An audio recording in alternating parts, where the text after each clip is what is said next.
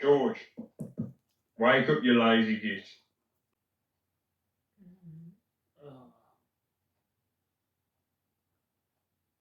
Whoa, what the fuck are you doing?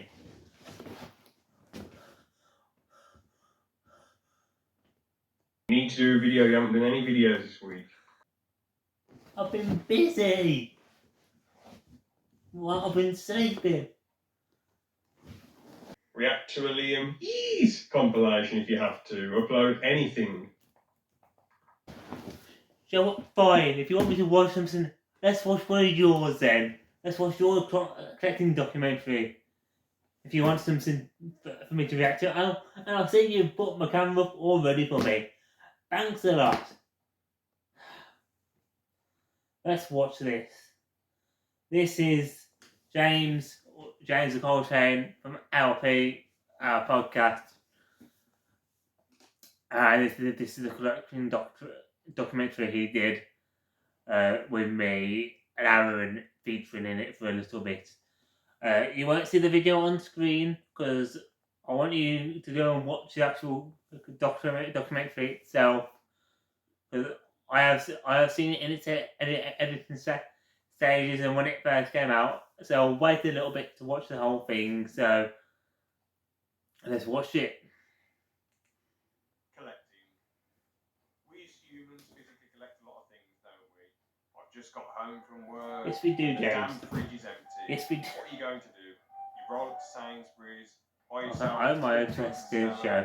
some eggs, water, and whatever else you need to continue to survive. So by design, we collect or we die. Collecting, in my humble opinion, is quite the joy, really. You take the bus or car, go to a shop, see the thing you want, buy it and display it and admire it, or play with it, sell it. Oh yeah, there's been play with mine. Do you? Brilliant. Don't scout though! Jesus Christ, my ears! Type it in on Amazon and have your desired collectible. Yes, don't scalp, but don't bloody.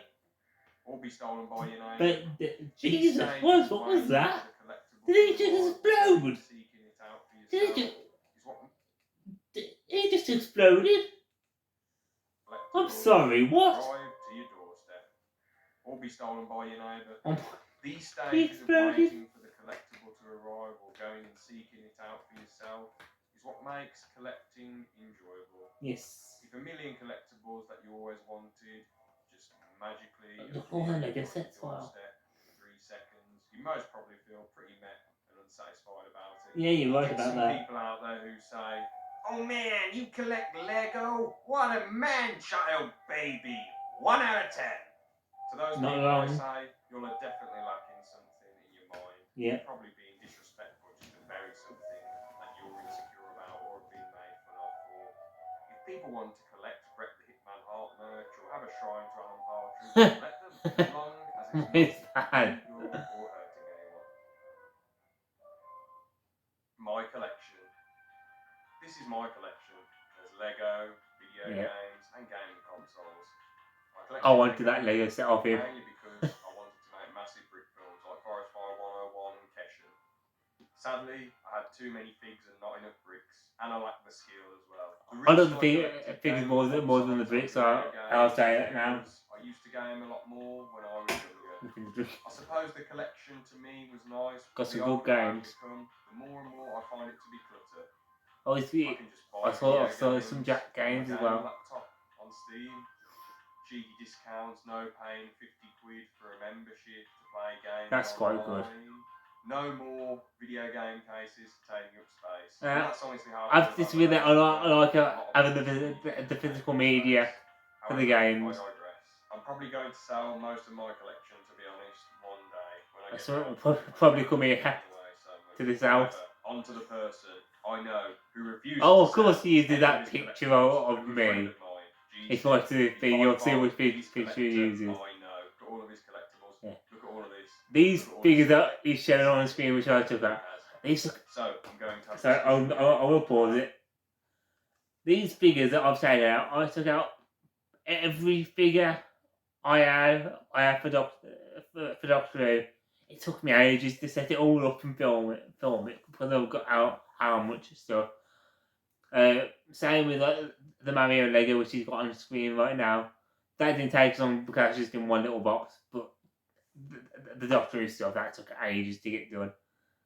Collecting. What's good, everyone? I am here with George. Yes, to he's here discuss with me. collecting with him. Hello. And give him I nearly a few wore the cheeky same questions. shirt Go for it. today. Alright then. So the What I'm first wearing, question I I'm have for so you, glad George, I is didn't. what is collecting to you? Collecting is enjoyment.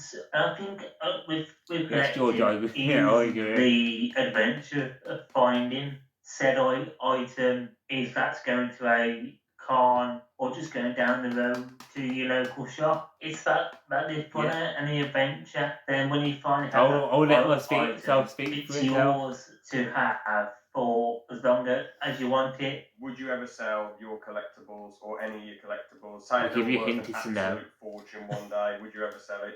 I have thought about selling some things over time. Like certain Funko Pops, I have found out that are worth a few £100, but I haven't thought about selling because Yeah, so about the Funko Pops, I got the original Attack on Titan ones. At that time, they were just ones that I quite liked. And this is before I fell out of love with the series. That's why I'm doing my review series and watching it all with the series of it, and it's awful, awful. But yeah, I had these figures and they've shot up in price like hundreds of pounds now. My main Funkos that I'll get are the My Hero Academia ones, which are on screen now. Which I love the detail of the look, and plus I met the voice actress to one of them. I like to have a nice big collection, and when it comes to items like that, which have jumped up in price a bit, for me, it's nice to say, Yes. look at this item I've got. I wish there was And more now Doctor Who ones. It's gone up by like another one of my collections is Pokemon, and I bought a very special card which James has seen before, for £15, and now it's a Yeah, I'll tell you the story about these cards. Now, I stopped collecting Pokemon cards really around the X and Y era. So the X and Y is the only era I missed out on. And going back and rewatching the series of the anime and looking at the older cards, I've really missed out on some fantastic bit of Pokemon with that. But then with the cards, that if you want to see the cards, go and watch the documentary. As I keep saying, there's a special Pikachu card which was made for the Japanese audience, which was over time made it into an English card. But I got this card for £15, and it's now about £300-400. And then they've done a new version of that card in Japanese with Scarlet and Violet, and I've got that one as well. I've only got that one for about £20. I don't know if that's gone up in price at all yet. So, but it's nice just looking at all the cards. Excuse me, all the special cards that I've got over the years. over £300. So it's items like that which I think make collections even more special. Well, going back to the original question, would I sell my collection? If I fell out of love with that certain program, show, that's anything, or game, I probably would sell a few things like the Funko Pops, sell the ones that I don't use but I know are worth a bit, but the ones I like the most out of the Funko Pops, I'd probably keep it. What has made the collection get so enormous? Whatever made it get so massive to the level that it's at now? Well, the reason it's got bigger is because there's I like more stuff. That's all. Programs and shows like anime shows, or even new products made. Yeah, that's one thing that I really wanted to bring up in this is with the collection. As you get older, there'll be more programs that you like certain anime because of the expressive content in it basically, or the more risky content, you can't really watch that as a child. Same with like Game of Thrones and things like that. That's why my main collection has always been Doctor Who, because I've watched that since I was 5 years old, and I've never fell out of love with it. Even though I've had my gripes with it, with the Timeless Child and things like that, I'll always love that show because it's always had a special place in my heart. But then we get to nowadays, like where I see more anime that I like, with Zombieland Saga and the quintessential quintuplets. I want a lot of their stuff basically, because I've noticed if I like a show or something like that, I will try my best to find the cards that go with this show and all my favourite cards. One day I'll probably go for this book, but this is all the cards that I love the most out of certain sets, all in this book. And so if I watch a show or I enjoy a show like the Zombieland Saga, I want a card of every character from that show. I'll quickly just show off that page. Like, there's all the characters from the Zombieland Saga show that there basically. So I like having the characters as cards, which it's a bit of a weird thing where it's more like, if I like the show, I want something physical, like the cards that are small, I can always look at. Just to remind me of how good that show was, basically. Let's get back onto the video. Like Funko Pops, if we go back to 2010, nobody would have known what that is. When it comes to something like my big it's funny to think that being Funko the Pops, food collection, nobody because of how knew what they long were it's in been going 2010. for, being that this year's the 60th year. I've been collecting since 2005, so there's big. And even like with the stuff for the 60th anniversary that's coming out, I've been collecting quite a few of the limited edition 60th anniversary stuff from Forbidden Planet. So that means my Doctor Who collection just grows and grows and grows, and I think with Russell coming back, the toy line, hopefully, there's going to be loads and loads of figures coming out. The 5 different versions of the Doctor, who's the main character, who normally has 2 companions, which normally made it into figures as well. Yeah. You had to sell. Except for Nardole, they never made a Nardole figure or a Dan figure, and that pisses me off. One collectible right now, it would probably be my popcorn tins. Out of interest, are they worth a lot, the popcorn tins, or is it just something you get rid of if you absolutely have to? They can be worth a bit, like the. Now with the popcorn tins, I like the art style of them. For like my stuff, I like the artwork. That's why I like Pokemon cards. That's why I like these cards, and the things like that. Posters as well. I love the artwork and what effort being put into making these look so good with all the little details and things like that. That's what I do love like, just like little slight details on clothing and things like that for figures. But yeah. Kind of level one is around £20. Fast and Furious one, I'd say around the same price, but the Star Wars ones are a bit lower because of the later movies. This might be the daftest question I've ever asked you, George. In the history of your existence on planet Earth, you might think, what the hell is this? Why are you asking me this for? But do you think at some point in your life you'll ever stop collecting? To be honest, that actually isn't that much of a silly question. I see a lot of collectors stop at the moment with certain shows like the Doctor Who. So I think I don't think I would, even if Doctor Who was destroyed for me, I'd still have other collections to carry on with my Funko Pop, my Lego. A weird one is my signed items. I have Yeah. quite a few signed items. Let's talk about my signed items for a minute. So I've got voice actors, I've got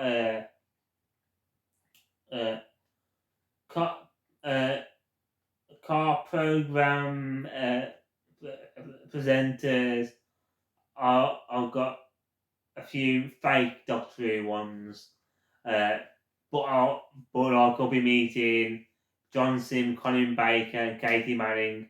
If you don't know, John Sims plays the Master, Colin Baker the Sixth Doctor, and Katie Manning plays Joe Grant. Yes, it is Joe Grant. I'd love you. And plays Joe Grant, who was the third Doctor companion. And now I'm getting pictures of them, and I'm tempted to get them to sign it as well. TV shows now, anime. I'm a voice actor, and I got a signed photo from her. So yeah, there we go. So what you're showing right now, I didn't realise until I took this picture at the time. It's a lovely photo of my Mike Brewer signed photo, who is the presenter of Willie Deal as a car program, and then the signed picture from Lucy, who plays Choco in My Hero Academia, and they were both lovely, both very very lovely people to meet. Same with Tim and Fuzz from Car FS. They were lovely to meet as well. I've always liked that signed kind of stuff as well. So there would always be something for me to keep collecting. In the short answer, no, I wouldn't stop collecting. Fair play, George. Thank you so much for your answers and your time. Fair dues. Thank you very much. I found it interesting that George mentioned he has items that have gone up in value tremendously, yet he would only consider selling them if he fell out of love with the product. The main appeal for collecting with George, and it's not about the money going up for me, really. You know, it's nice to see them go up in price and have more value. It just means that, oh, this is fantastic. I can treasure them more than I'm already doing. many other collectors, surrounds already existing IPs and having them displayed in your hands, which makes collecting enticing. And I have to agree, when I was a kid, before I wanted to try it out at brick filming, I found it very cool to have a small clone army or a collection of iconic characters in Lego form. And having your own buildable sets of well-known vehicles or buildings from films, TV shows and franchises was very cool. And for George, the monetary value of the collectible just makes him more proud to have the collectible because it means less people will have it.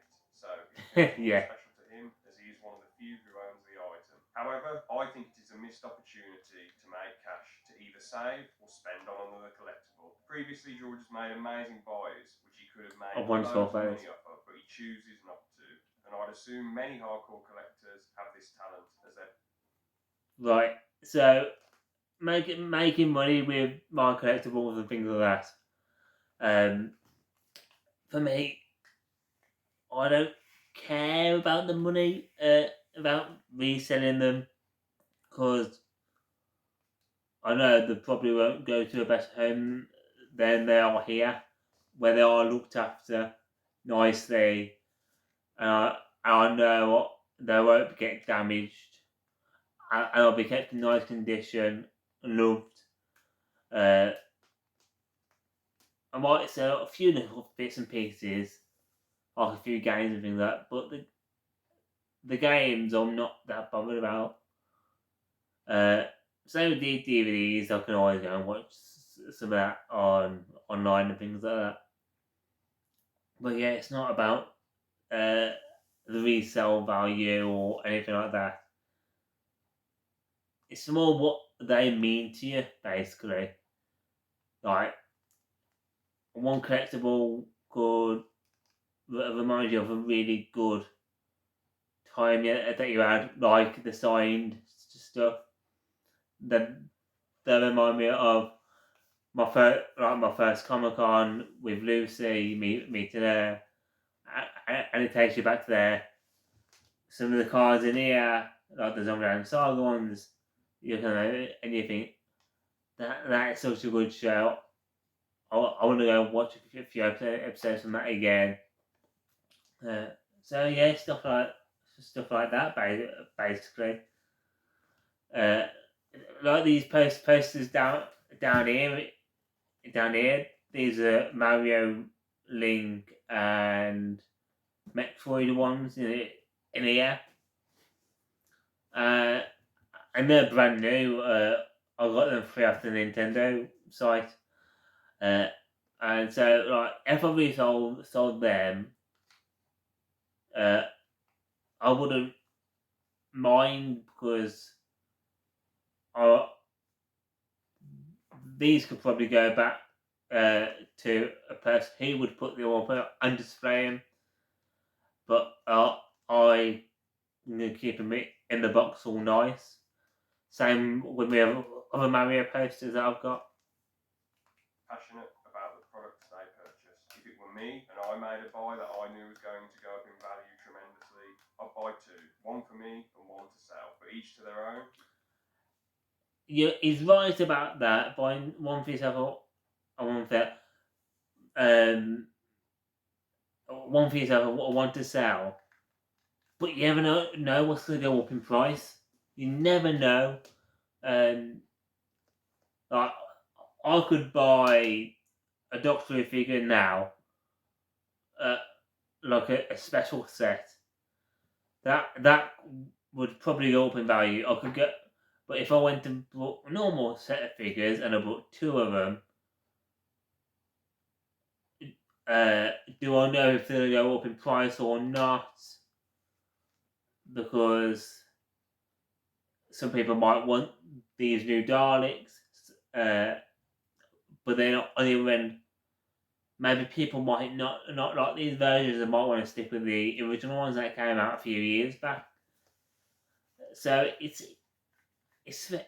awkward to figure out what to buy two of and what not to buy two of, and it depends on how much those products are and how long you're going to keep two of them in your room, basically. Just appears to be a waste of talent in some aspects. Nonetheless, George shows a lot of passion about collecting and has presented information in the interview. Now I will have a discussion with a friend of mine who just collects casually for fun, Aaron.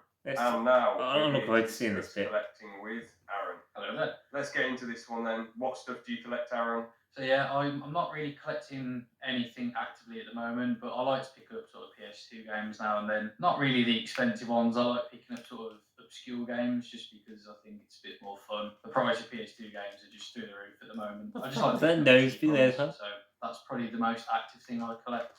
So what would you say is good and bad about collecting? I think a good thing about collecting is you can sort of preserve the past. So you can play in original hardware. You can see how the game was originally meant to be played, and you can just experience it how someone in whatever era that console came out in, how they experienced it. Would you say the bad side of collecting is then? I think the bad side of collecting is the cost of it. You're paying almost the same price as a modern day game, or like a look at that. God, Jack 2 and San Andreas, 15-40 £. Jesus, I think I've got San Andreas somewhere. Maybe I should resell that. I say that is being sold by PlayStation and Rockstar. That's been sold by the actual people that made them. But you could probably find them a lot cheaper on eBay or in CX or Game as well. If you're in the UK, that is. America, you might find it easier because I think they have a lot more old gaming stores, owned by different people. this generation console game for a game that is just not worth that at all. I mean, even at retail, they weren't originally meant to be valued this high, and people are making a lot of money off of it because if something's nostalgic, you can make money off of it. That's where scalpers come into play with figures, with games, and all that kind of stuff. Like the Doctor Who figures, they're so hard to find because one person will go into B&M on a morning, and B&M's the only store that sells Doctor Who figures. They'll go in and they'll buy 4 of the same packs of figures just for £20 each, just to go back home, put them on eBay for 40 quid. And really, this should have been fixed quite a while ago, about 2 years ago now. It should have been fixed, where it should be said you can only buy 1 or 2 of this set of figures, and that's all you can buy of them, basically. So yeah, scalpers are the bane of my existence and the bane of so many other people's existence, just for them to make it a tiny bit of cash. Because someone wants to buy it, someone wants to read it. So I wanted to tell you a quick story, because I saw a scalper went and bought about 20 packs of, I think, some Daleks or something like that, and he couldn't sell them because at the moment people are seeing scalpers and they're just not buying off them. So he's selling them for £40, then 30, then 20, then 10, and then he started selling them at 10, and it just shows that scalping doesn't work. The past. So I think that's the bad side, is a lot of people are in it for the wrong reasons. It's not the most important thing in the world, because it's easy to get wrapped up in the hype of, thinking, oh, in 30 years time this thing I've got could be worth 10 times as much as what I've just paid for it. But that's in 30 years time, and it's a big if. I think a lot of the way that collecting is presented is and that's sort of when you think about stuff like extent. Let's say a lot of people just buy because they like what the thing is. You might think in 10 years time you could get £50 for each one. It's just a bit of a gamble. Have you sold much of your collection? Yeah, I actually have, over the course of he sold me some stuff as well. And obviously I've got quite a small group, so it was all over the place, to be honest. One day I just thought there's no point having all this, so I just slowly got rid of a decent amount of stuff. Just sold it to private people and different companies and stuff. Yeah, both people sharing a picture of me. That is very correct. I touched on it earlier. I think there is sort of like a gambling aspect to it, similar to the stock market. Yes, there is actually. If you look at Nintendo cartridges, but that's if you want to sell. According to some companies, some of them are worth millions. So if you're gullible enough, or if you think you might have a few of them lying around. Showing some 64 cartridges. I did buy a football game for the 64 cartridge. Bought that for £1.50. It's now 10 quid. So just shows you what some games can be like. Some other football games might not get higher at all. They might just stay at the £1.50 mark for years and years and years and years and never go up. You could start thinking, oh, well, I could start selling these and basically just get rich quick, but you could apply it to anything. In my opinion, the reason why a lot of people would get addicted, say if you're a kid and your parents said to you, you have to keep your room clean over and over and over again, and you've been really, really disciplined, and when you become an adult, you think to yourself, I can do whatever I want. I still get that.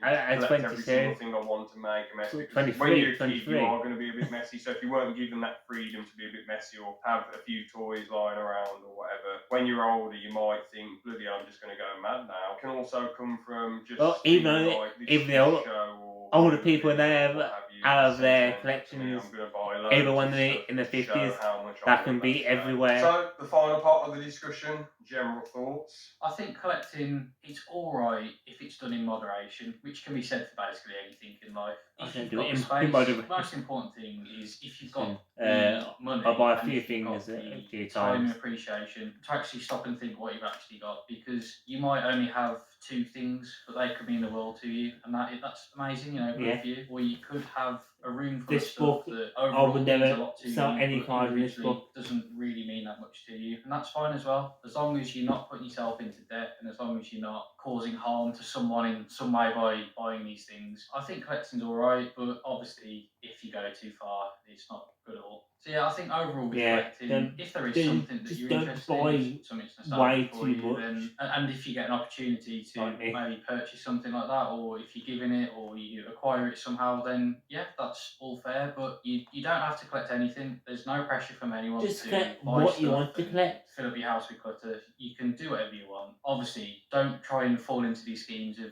making someone rich by spending thousands on practically nothing. Thank you for your Yeah, time, Aaron. that's right. Thank you. Goodbye. Honestly, I have nothing more to add. I hope you enjoyed my takes, George's takes, and Aaron's takes on collecting. I hope you I enjoyed did. the I very documentary much did. as a whole. Thank you so And much if for you want to watching, watch the and take full care. video, well, the full documentary, the link will be in the description, or click James's name in the title and go and watch the collecting documentary. He has also got a Twitter documentary if you want to watch that, and he's also working on a new documentary which will be coming out, I'm guessing very soon, with what I've seen of it. So I hope you have enjoyed this. I hope you enjoyed the skit at the start, and I'll see you in the next one. Go subscribe and watch James's collecting documentary. See you next one. Goodbye.